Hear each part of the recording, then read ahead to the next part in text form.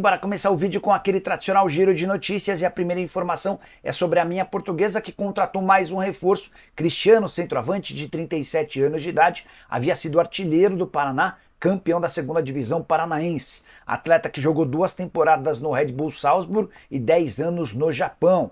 Bora falar também sobre o Atlético Mineiro, que garantiu 4,5 milhões de reais com a classificação para as quartas de final da Copa do Brasil. Vitória tranquila contra o CRB por 3-0. Depois da partida, Gabriel Milito demonstrou incômodo com uma notícia publicada pela Rádio Itatiaia, dando conta de uma reunião dele com dirigentes do Atlético para cobrá-lo sobre resultados. Na última segunda-feira ele assegura que não houve reunião alguma nesse sentido. Só para lembrar que a Itatiaia e o Atlético têm o mesmo dono, Rubens Menin. Só para completar sobre o Galo, notícia importante, Paulinho teve um efeito suspensivo aceito e terá condições de enfrentar o Cruzeiro no próximo sábado clássico no Mineirão. Para completar o giro de notícias, o Juventude eliminou mais um gigante na Copa do Brasil depois de bater na fase anterior o Internacional, agora classificação contra o Fluminense no Rio de Janeiro. Importante dizer que na partida de ida, vitória por 3-2, na volta chegou a abrir 2-0, tomou 2 gols, mas ainda assim com o empate em 2-2 está na próxima fase. Já o Fluminense foi vazado pela primeira vez com o Thiago Silva em campo desde seu retorno. Eram mais de 6 horas de invencibilidade com o ex-zagueiro da seleção. A última notícia do giro de notícias conta que o reforço mais caro da história do Nordeste, Lúcio Rodrigues, marcou o gol que colocou o Bahia nas quartas de final da Copa do Brasil. Vitória do Bahia por 1-0 na Fonte Nova contra o Botafogo. Investimento sendo pago aos pouquinhos pelo clube. Quero contar agora que em 15 dias 2 clubes grandes do futebol brasileiro estarão em grave crise. Não estou trabalhando com adivinhação, nem virei mandinar, mas é óbvio se a gente levar em consideração que nessa quarta-feira 4 gigantes foram eliminados da Copa do Brasil e 2 desses gigantes também serão eliminados da Libertadores da América. Bora explicar essa história. Palmeiras, Botafogo, Grêmio e Fluminense caíram nessa quarta-feira na Copa do Brasil. Palmeiras eliminado pelo Flamengo, placar agregado de 2-1. Botafogo caiu para o Bahia, placar agregado de 2-1. O Grêmio caiu nos pênaltis para o Corinthians depois de 2 empates, enquanto o Fluminense caiu para o Juventude 5-4 no placar agregado.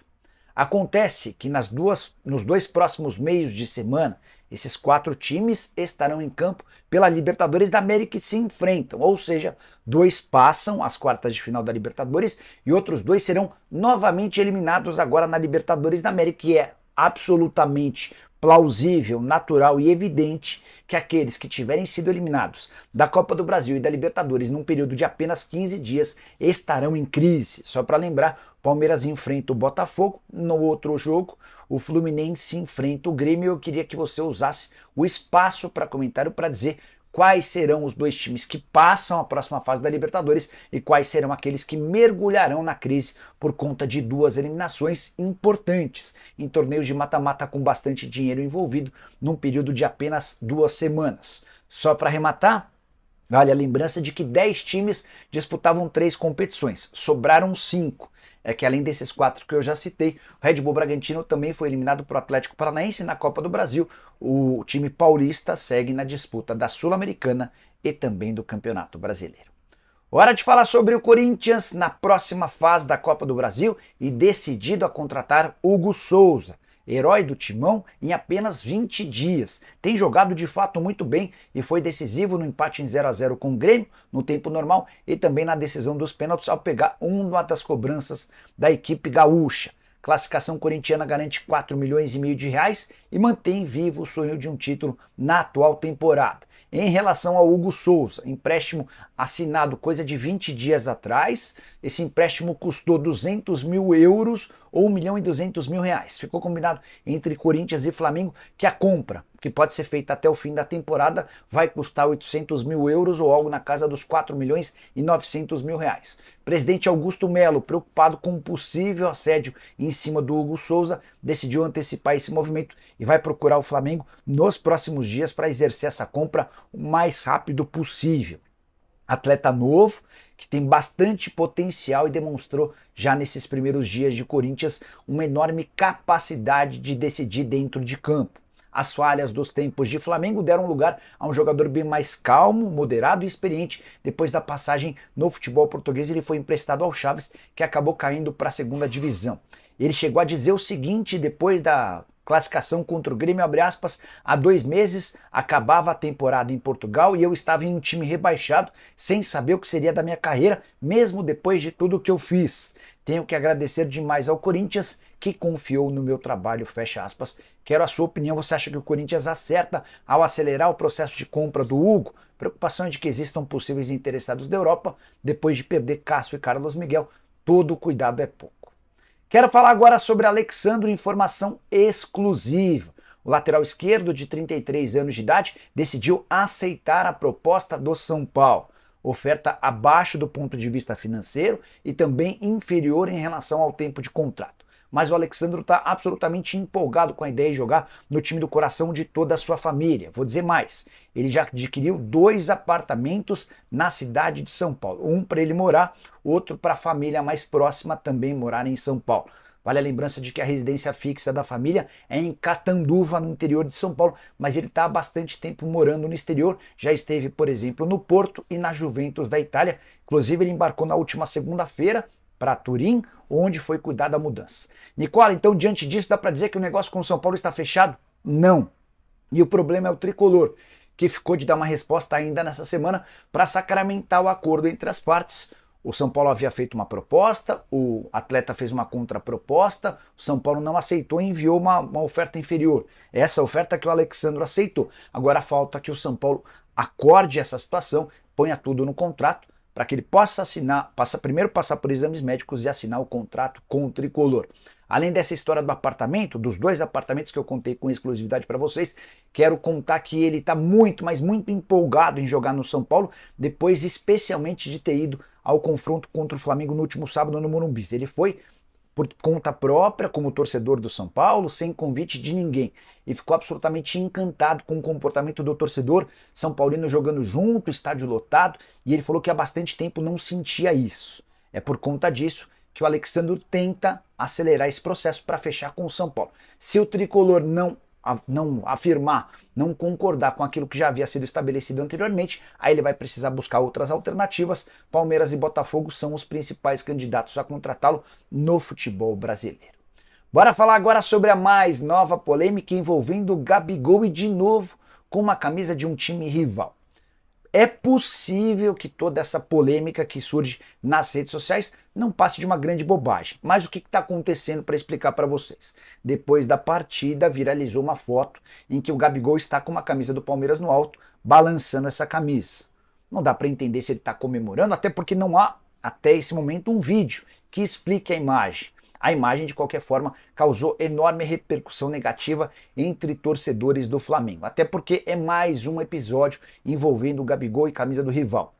Só para contextualizar, Palmeiras e Flamengo se enfrentaram nessa quarta-feira no Allianz Parque.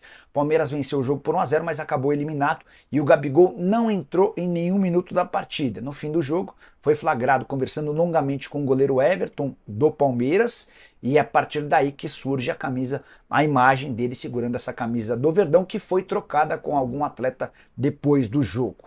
Não é a primeira vez que o Gabigol se envolve em polêmica, teve aquela história da camisa do Corinthians na casa dele, além de uma série de outras questões.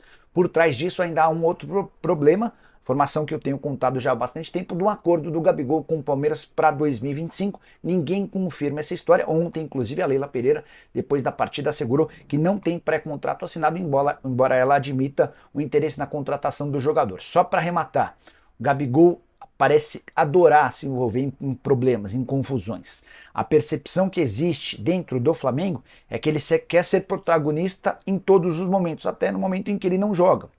E por conta disso, haveria essa foto. E aí a saideira, só para arrematar, contar que o Gabigol quase levou um cartão amarelo durante o jogo, mesmo do banco de reservas, porque se recusava a usar um colete destinado aos jogadores que não estavam sendo aproveitados. Bora falar agora sobre o Verdão. Leila Pereira admitiu o fim da era Crefisa. Depois da eliminação do Palmeiras por Flamengo, o presidente Alviverde foi aos microfones, chamou a responsabilidade e disse que o Palmeiras seguirá forte, com ou sem Copa do Brasil, quarta eliminação consecutiva do Palmeiras dentro de casa, no Allianz Parque. Na Copa do Brasil já havia caído em anos anteriores, em 2021 para o CRB, em 2022 e 2023 para o São Paulo, agora para o Flamengo. Importante contar que a Leila trouxe algumas atualizações. Ela foi perguntada, por exemplo, sobre o patrocínio. Cheguei a contar para vocês alguns dias atrás que a Bet Nacional ofereceu até 160 milhões de reais por ano num contrato de patrocínio master a partir de 1º de janeiro. São 90 milhões de reais fixos, 10 milhões em marketing e outros 60 milhões atrelados a desempenho nos campeonatos. Cada título vale um valor específico. A Leila Pereira respondeu o seguinte sobre patrocínio, abre aspas, nós estamos sim no mercado, procurando parceiros para saber realmente quanto vale a marca do Palmeiras. Ela também completou que ainda não há nada fechado para o próximo ano, mas admitiu que é saudável que Crefisa e fã deixem de ocupar todos os espaços no uniforme palmeirense. Ela foi perguntada se a Crefisa seguirá no uniforme, e ela deu a entender que sim, mas possivelmente em 1 ou 2 espaços e não mais em todos os espaços. A grande verdade é que os patrocínios que a Leila paga ao Palmeiras se tornaram muito pequenos, muito baixos na comparação com o advento da entrada das casas de apostas esportivas no futebol brasileiro. A Bet Nacional está disposta a pagar 90 milhões fixos, mais 10 em publicidade, são 100 milhões de reais apenas pelo peito e pelas costas. Vale a lembrança de que hoje a Leila paga 81 milhões de reais por todo o uniforme alviverde, incluindo camisa, calção e meião. Então, vai chegando ao fim a era Crefisa, deve ficar com um espaço um pouco menor no patrocínio. Estou muito curioso para saber quanto é que o Palmeiras vai ser capaz de faturar com o seu uniforme a partir de 2025. E você, que pensa sobre isso? Usa o espaço para comentar. Esquece também de deixar like, se inscrever no canal e ativar as notificações. A gente se encontra à tarde com mais notícias. Tchau!